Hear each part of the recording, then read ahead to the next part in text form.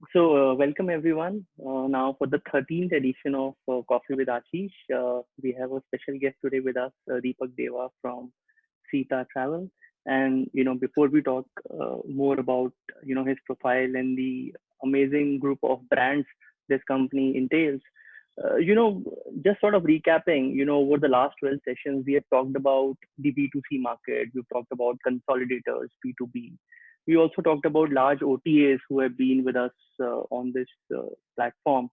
We have got meta search engines, we've got cars, and all the entire bouquet of travel services we have sort of covered. But one major aspect of travel or a major segment which we haven't really covered, across all these sections is inbound, which is where you got, foreign travelers coming into India.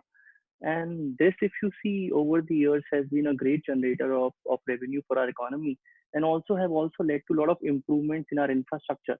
Because whenever you have a guest coming into your home, you always sort of clean up your house in order to make it in order, right? So that's been a great. Sometimes you don't realize, but inbound tourism has been a great contributor in terms of whether it's about protecting our heritage sites, making our monuments better, cleaner, and that entire pressure on the internal infrastructure to improve has been that impetus has been given by inbound tourism. And if you see over the years, inbound tourism has gone through a complete transformation. And I think in many ways, the campaign when the Indian government started off Incredible India, that was in many ways an inflection point. And then started people started talking about how India can also become an internet bookable destination, because it was always very complicated. Although you had tourism offices in onshore, but it was very complicated to sell India as a product. It was considered, there were a lot of myths, and people used to associate India with only certain products. And if I may steal from the one of the packages which Sita has on their website called Taj Tigers Royalty in Bollywood, I think in many ways that's what people used to associate India with. But now they realize that so many things are possible when you come to India. And when these tourists used to come, whether as individual, FITs or group travelers, they would always come with, a lot of expectations coming into India, and they would always get a different feel on the ground. And as always, I have a small cartoon to capture that emotion. And I have seen many such travelers coming in that, I'm going to India to find myself, and I'm going to go for this, discovery of my soul and whatnot. And on the right, you see sometimes that's what they end up, finding about themselves. And also in terms of monuments, you see all these fancy brochures and collaterals, which show some of the sites of interest in a very fancy way. And the reality sometimes is a little different. But some of these things, on a serious note, are a thing of past. Many of them are getting improved. And I think India as a destination is becoming much more, safer and better. Although with Corona coming in, there are a lot of questions which are raised in terms of how safe it would be. And there are few companies, who are doing it in a much more organized and a professional way. And one of them, is with us, which is TCI and Sita Group. And Mr. Dipak Deva, he's the managing director of Travel Corporation Limited. And Deepak, I mean, your journey has been extremely phenomenal, and it's very inspiring for a young, professional like myself, because you started your career as a junior staff member of a travel company in Jaipur, and from that, over the last 30 years, you've worked hard to be where you are, and under your leadership, the company or the group of brands which you have has grown to become one of the largest organized inbound company in India, and with a turnover of close to $100 million annually, and over 180,000 passengers every year are being handled by your brands. And the brands which sometimes we don't realize, the entire gamut of brand which comes under your portfolio are Sita, Distant Frontiers, Go Vacations, which is a JV with Europe's DER Touristic. And you also led TCI to become the first Indian tourism company to acquire destination management companies in almost 17 countries. So it's a truly global footprint which you have in terms of your source markets. It is also the only company that has won the National Tourism Awards for over 25 times across various categories, and has won over 75 honors in awards and accolades from travel and tourism industry. You yourself are also a very strong believer of inclusive tourism, and you also believe in giving back to the society, and that's why your organization is also partnered with non-profit organizations to help empower underprivileged women and making them more financially independent and self-sufficient. You also work, Deepak, very closely with the Ecotourism Society of India and helping making the entire tourism more sustainable, more eco-friendly. And Deepak, you're also a member of National Tourism Advisory Council, Ministry of Tourism as an individual expert member. So we are extremely pleased and privileged to have you with us to share your expertise, your wealth of expertise around what's happening right now in the inbound market and how it's going to unfold in the coming months. So, with this, a warm welcome to you, Deepak, to our show. And with this, I'm going to hand it over to Ashish to have a conversation with you while I sit back and enjoy my coffee. Thank you, Karthik. Very kind of you, very kind words. So yes, we are an large organization, but all the things that you spoke about, all credit goes to the 678 people that work for us, work hard every day, and make it possible. But yes, thank you very much for your kind introduction. Right. Right. So, Deepak, how's your coffee? Still warm. Okay, great. So, first of all, I must also compliment you and your company for the humongous job done when the lockdown came in actually sending back the tourists which were stranded across various parts of the country. I saw it for myself on various social media pages, etc. And I couldn't just imagine the enormity of the situation which faced you and many companies in the inbound space which had to do that. So that's a job well done. Uh, India has always been, leaving aside what Karthik said about people coming to discover their souls, but India has very strong characters as far as an inbound market is concerned. It has attracted obviously long haul visitors. It has had a certain mature type of traveler. It's been having certain group kind of travel. So do you think post-COVID, do you think these social and demographic changes may come across? And if they do come across, do you see the booking and buying behavior of such individual travelers changing for India? Hi, yeah, Ashish. So I think in the current situation, a lot of us are imagining a lot will change. Um, there will be a period between now and the vaccine where a lot will change, right? And post the vaccine, there is going to be definitely a lot of things coming back to normal. But let's see what will let's imagine what's going to happen in the next from now till the vaccine and maybe a year after that. Individual travel will definitely grow because more and more people will want to travel as FITs. Groups will become smaller in size because just purely by capacity. So if there were tours that were coming in or groups that were coming in 40s will now be maybe 18 to 20 in the same coach. Charters, which have always been popular, whether they are to Egypt or to Antalya or to Goa, they'll always be attractive as they come at a very attractive price point, and this is a different segment altogether. They're just the ones who want to fly and flop. The cruise business, which had picked up very well in the last few years, is going to be hit very hard, but will also come back. There's no doubts about that. But over the next for this period, I think 2 to 3 years, the cruise business is going to be really hit hard because people saw these sites of cruise ships being parked offshore, floating around for days without people getting off. So that was not a very pretty sight. There'll also be a reduction in of people of a certain age and above with medical conditions. People earlier would travel, it didn't matter, but till the vaccine comes out, there will be people who will be very careful if they have medical conditions or they are pretty old, above 75 or above 80. So they'll be advised by their GPs that it's advisable not to travel long haul or not to go out for too long. So you may see a different mix of people coming in when this business starts.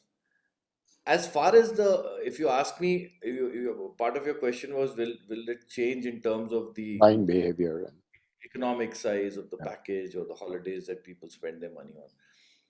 It's very early to say how this is going to impact the holiday buyer, because today most of the key source markets out of Europe, especially, and the US, people are all on furlough. So everybody's life hasn't changed much economically. Money is coming into the bank, etc. We'll have to wait and see what happens after the furlough comes to an end. Then we'll have to see how people want to, how many days people want to travel, and what kind of money they want to spend. There is talk about, oh, luxury travel will come back first, and the other. I don't believe that's true. Money is the value of the holiday, the size of the holiday of spend is not going to define whether people will take a holiday or not. Right, right. So, if you look at India, and of course the Incredible India campaign, which Karthik mentioned, so there was a certain way India as a destination was marketed overseas, whether by the Government of India tourist offices themselves in overseas market, by the Indian DMCs, of course participating in various events like the ITB Berlin, WTM, etc. Do you see the whole way India is going to be marketed coming out differently with these demographics?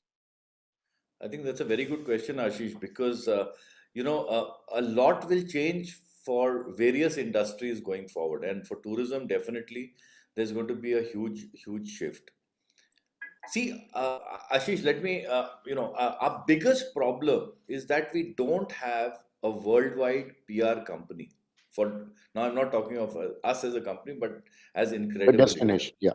Yeah, Incredible India, or the Ministry of Tourism, needs a solid PR company. We have been speaking about this for the last 10 years. When we come out of this crisis, we need to manage the image of India overseas. We don't have this in place, and this will cost us dearly. I can tell you that today, this will cost us dearly. The destinations that come off the block real fast are the ones who are going to get the guests traveling to them. And that can only be done if it is handled well through a proper PR company, the press, the news that's going out. A crisis is best managed through PR at the end of it, right? Once the crisis is over. The tourist offices were a model of promoting a destination in the 90s. You know, Yeah. we have never got out of this model. In the 90s, there was no internet. You had to have a brochure. Somebody would walk into your office on a high street. Correct. The fanciest offices are incredible. Location was Incredible India. You went, you had a beautiful office on Boulevard Haussmann in Yeah, Paris. Cork Street in Yeah, London. Yeah, yeah, Cox Street in London. You went in beautiful offices, old buildings, all of that, paying fancy rents. Great model of the 90s. People came in, they said brochure, map, information, and people spoke to people. You think people walk into a fifth floor of a tourist office located in one of the most expensive cities in the world? Obviously not. But we never got out of this. So it's time that the government looks at revamping the way we promote India. How do we do it? Do we do it with what is the new role of the tourist offices? So all of this is very important right now, because we need this push right now in order to bring the business back next year. right. Social media is the most effective way to promote the destination, and India has made some very strong moves. I think we must compliment the government for the strong moves they made in social media, including the short films they made. And Suman Billa, who's now in Madrid with the Right. UNWTO, Right. was the architect of this social media movement for Incredible India, and he did a remarkable job. I think he just did a fantastic job. So, and that's continuing, right? The other point you ask is, how will we do it differently? Yeah. Will trade shows, Great. for example. Yeah. uh, Trade shows, for example. It's again an interesting question, interesting idea. What is the value of trade shows? And let's be honest, trade shows each year has actually had a reduced return on investment for companies. And you spend a We lot of all money on them.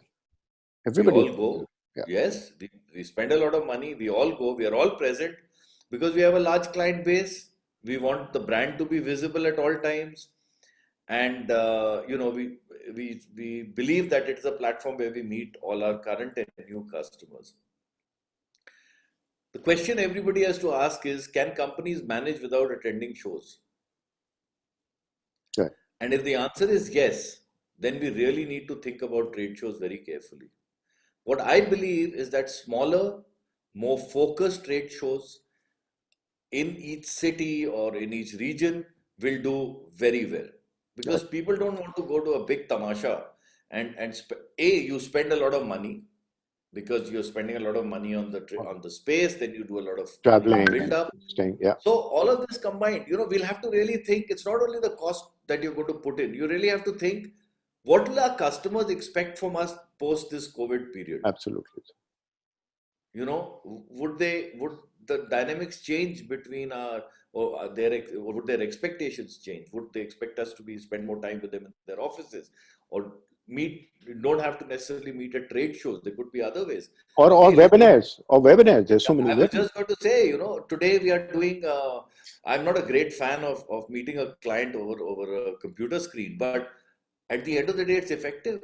We have had some great conversations with customers in the last 50 days, and it's been super effective. Right. So that brings me back to an observation I've been carrying for a long time, that inbound is one of the most and the least penetrated as far as technologies are concerned, digitalization. And I mean across the board. I don't necessarily mean your company. And the point being, I still remember the chairman of Thomas Cook Group when it collapsed. He made a statement that we didn't change digitally fast enough when the world was changing around us. And that's how we collapsed. And a question rolled into another, and I'm not necessarily saying that it becomes a B2C destination, but does India really effectively can manage and come out into an internet bookable destination? Technology, of course, for processes and so on. Yeah, so I'll answer the Thomas Cook Chairman UK separately. And let me qualify this. We, as a group, we are also part of Thomas Cook India, which is nowhere connected to Thomas Cook. Correct. That's right. There was a lot of excitement amongst our competitors when Thomas Cook UK went bankrupt. Yes, I know, and there were messages. Yeah. Let me qualify this. The company was owned by Thomas Cook many years ago. We are now owned by Fairfax, and we are listed on the stock market. So let's keep I would answer the Thomas Cook question, but let me qualify it. While on the subject, as far as the Thomas Cook story is concerned, when your strategy failed and you and your management team were most probably over risk averse or complacent, and you did not deliver what you were paid for, you blame the lack of digitization. I mean, come on. You had lives at stake. You had people without jobs. You messed up a company. And then you come out at early morning one Sunday in September and say that I blame digitization for it. Hello. Did it arrive at your doorstep 2 weeks ago? Just like COVID. Yeah. Yeah. I mean, that wasn't COVID, right? Digitization, people have been talking of for the last N number of years. So I think that was really, I don't think people who are interested in technology in travel should even think about what he said, because I find that pretty distasteful. But let's come back to the better part. Yeah. See, the only way DMCs can survive in the future, and there are two parts to it that you asked the question. One is, of course, is the destination a B2C destination, and then DMCs and their digitization. Yeah. See, Ashish, the only way DMCs can survive in the future is by having a strong back office system.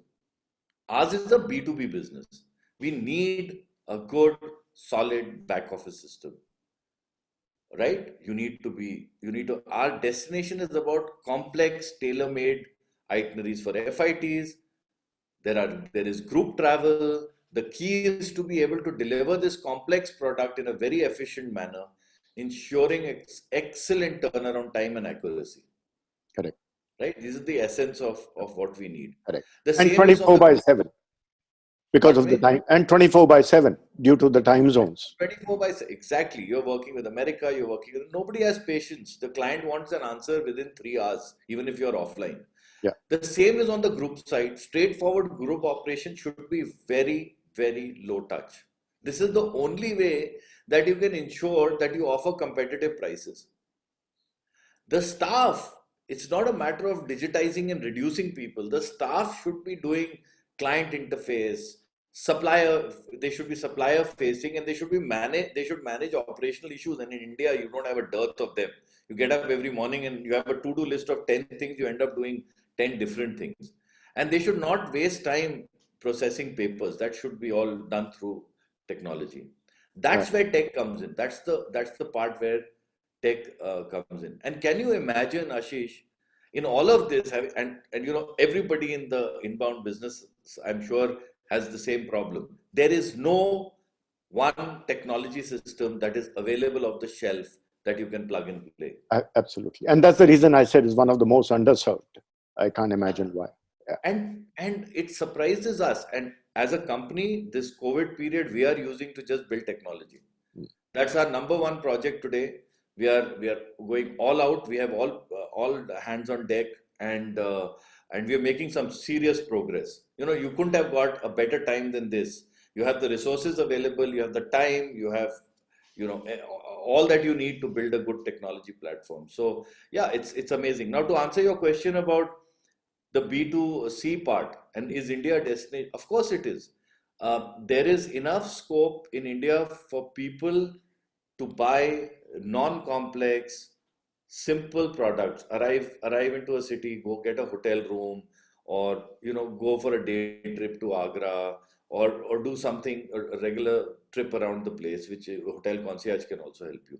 But look at the last 10 years, and you'll get the answer. How many people travel on leisure holidays with building a full itinerary B2C? No, they are. I'm not saying they aren't, but the ratio is not that high. There are various reasons for that. People probably, it's not Europe. People don't trust building up an itinerary and traveling through India. There is an opportunity, and it will come, and it will the B2C business will definitely grow at the destination. There's no doubts about that. Right. And if I may add, Deepak, it can always be a hybrid system. It doesn't have to be a black or white. It's the same DMCs. If you look at a Make My Trip or Yatras, they have revolutionized the way domestic travel reach has increased. And it's a hybrid system. They still have their centers attending, they still have people searching and then booking. So the same model could work for DMCs as well. Absolutely, absolutely. And again, it depends in which part you want to play. Do you want to play very high volume, very Right, low margin, right, and right. have funding coming from somewhere, or you want to play a A niche decent size game. Yeah, volume, yeah, make a decent profit, and have money when there is a crisis like this? correct, correct. Okay, That's also very important that's important. today. Yeah, That's yeah. one thing we've all learned, is how to manage your cash. Yeah, but looking at it conversely, I see cash drying up even for funding for people to throw money to acquire customer in any kind of business. So Oh yeah, yeah, oh yeah, yeah. that's drying up. I was looking very interestingly at this government of India direction on transport and how they must handle themselves, how the steering wheel should be wiped and sanitized, etc. And I come with a certain transport background of my own when I ran ITH, and we had almost 1,500 cars across the country, Right. and many of them outsourced, of course. They weren't owned by Travel House. So I am shuddering to think how Dipak Deva, who is the quality chief officer, literally, right? And the quality safety officer, because if anything was to happen, you are accountable in many ways, would make Sure. sure that the car provided in Bhubaneswar had the checklist of things which were needed to do. I know technology can drive it, but that's as good as somebody feeding into the checklist whether it was done or not done. What are your thoughts behind this whole element of social norms and Yeah, I mean, Ashish, we as a destination, I think one of the things that will come out of COVID is that we are going to definitely, that's the Swachh Bharat impact is going to be pretty high hmm, in India, and thank God for that. I mean, right down to spitting on in public is become a crime, and you can be arrested. So there is positive movement on that front, and thank God for that, because that was one of the real areas of concern. See, it's okay. This will have to play out for us to really see how it works. But what we did as a company, we took all the touch points of a guest. So arrival at the airport, then transfer to the hotel, the stay at the hotel, which is not in our control, but there are Right, hotels right, who are managing this. right. The guides, midway stops, local restaurants, special events, monuments, market walks, Gurdwara visit. The list is endless. The Hmm. touch points of a client Absolutely. during a trip in India. Hmm. So we said let's gear up and see how this will play out. And I'm glad you asked the question because on 5th May we sent out a guideline to various clients who work with us as a document for them to just absorb and come back to us with suggestions. So very interesting. The feedback that we got was very, very interesting. The government has also issued some guidelines today. There's a working document that's out. The European Union last night issued a guideline. Now soon WHO will have their own guidelines like they did for SARS. So, there is going to be, and then every hotel, without taking a name, there was a hotel who sent out a document where, believe me, I thought I would check I was going to check into a hospital. They even mentioned, Ashish, the intensity of the spirit that they will use to clean the room. Why would you come on a Yeah, holiday yeah, when you are going to be received with latex gloves, which are very bad for the environment? You are going to meet people who want to stand 6 meters away from you. You will, probably enter your room thinking, "Oh my God, this smells of something else." Instead of lovely rose yeah, petals and the yeah. incense sticks that we burnt all over these lovely palace hotels. So you'll end up entering the Rambagh Palace after paying $1,000 and finding that the whole experience is almost like you're going through one of these horror movies. Why would you do that? Why are we overdoing it is the question. So yes, there are going to be many guidelines. We'll have to take all of these together. The government of India will issue some. The client is based in Europe and America. They will issue their own guidelines like health and safety. Then there will be some that will be issued by WHO. And at the end, then there will be hotels who will be over obsessed about cleanliness, and rightfully so. So, there will be this whole movement that is going to happen. And at the end of it, it is going to be a real tough implementation. And as there are so many moving parts, Hmm. companies will spend money to ensure there will be a lot of money that companies will spend to ensure that there is a quality implementation Right. for sure. And governance. It'll all cost us all a lot of money, but we will make it happen. The question is, which are the final set of guidelines? So we have to wait for that. There is Government of India, there's European Union, there'll be UK health and safety now that they're not part of the EU. So there'll be lots of these things coming at us, and hopefully it will be implemented. Question is, Which one? if you over implement it, you are going to scare away Hmm. people. Yeah. That sounds like my colony. They have come out with their own guidelines over and above Delhi states. But how is India being perceived? I mean, you've been into a lot of webinars with your customers, I know, talking constantly. How is India being perceived now by overseas destinations versus rest of the overseas destinations? The perception about India is that we've handled this very well. And people go by earlier by number of cases. Now people have started talking about death, number of people who died. And we have, in fact, the many times you receive emails that people are almost surprised how well India handled it. So I take it as a compliment for the destination. Right, right. So, in one of the forums, I remember you mentioning that China's loss may be India's gain. What do you say, and which markets and how? So, yeah, I'll have to, in one of the forums, I said that China, people, when people, there's a lot of negativity towards China, and I was corrected by some people. So I'll make it Yeah. politically correct, Okay. Yeah. which I'm normally not, but let me try. So, listen, India lost out on the manufacturing opportunity over the last 2 years, and most of the factories went to countries like Vietnam and other Asian countries. That's a known fact. We have a second opportunity in manufacturing now. I hope the government makes sure that we take it.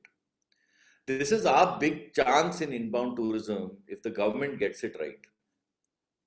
Private sector can manage some movement, but it is the Ministry of Tourism that has to create demand.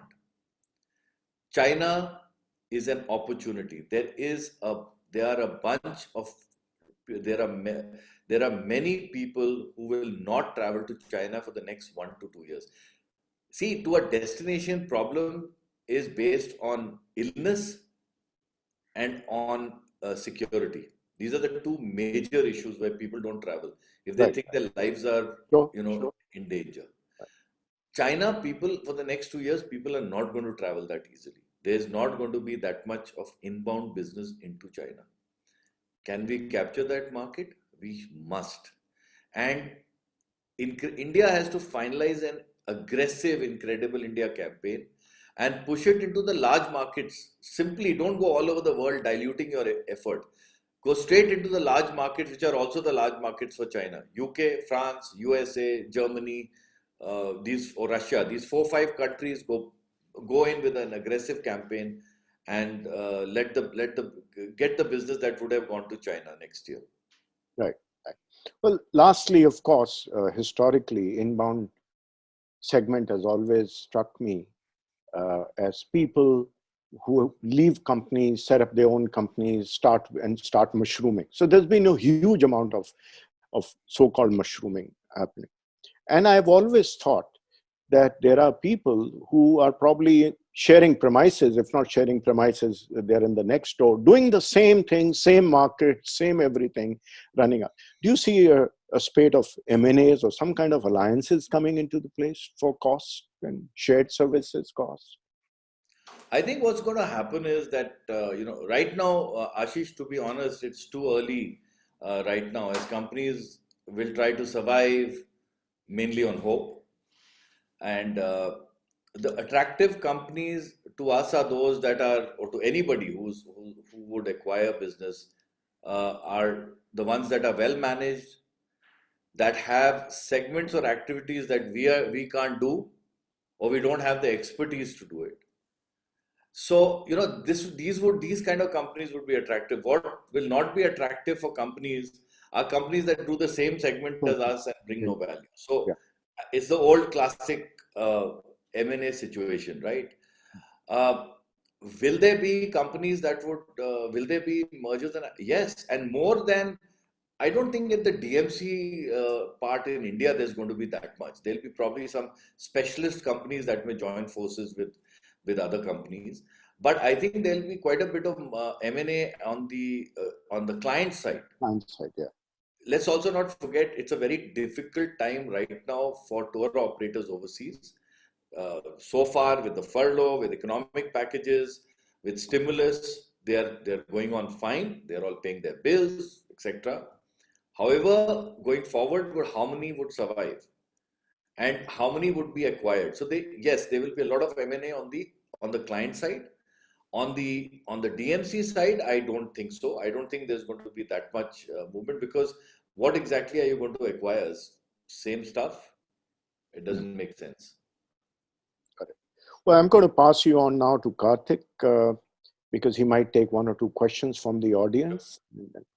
Karthik? Thanks, Ashish, and thanks, Deepak. I mean, for me personally, the two takeaways was one, to use this time to actually build technology, because it's a very underserved market in terms of tech, and how we can use technology in terms of providing assistance, duty of care, and 24/7 support.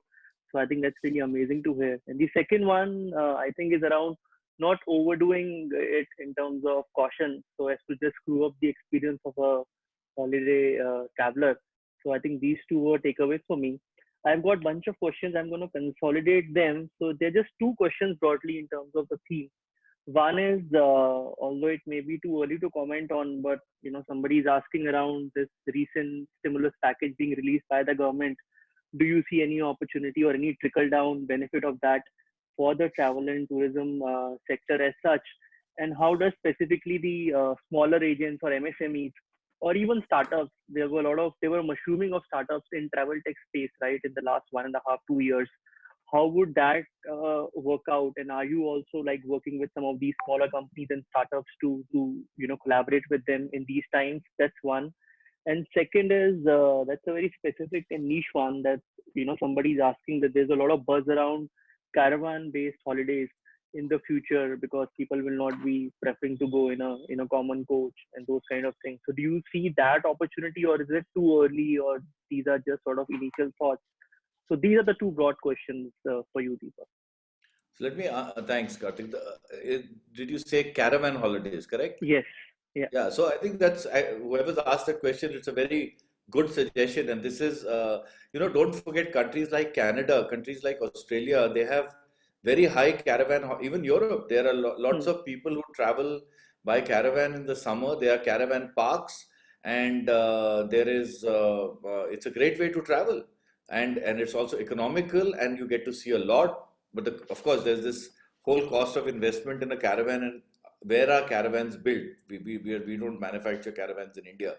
So Hmm. yeah, there is a very good possibility that the caravan, more than caravan, I think there will be a surge in local travel. People will go 1 to 2 days away from, drive for 300-400 kilometers away from their home. There will be a movement to local travel that everybody is talking about, domestic travel.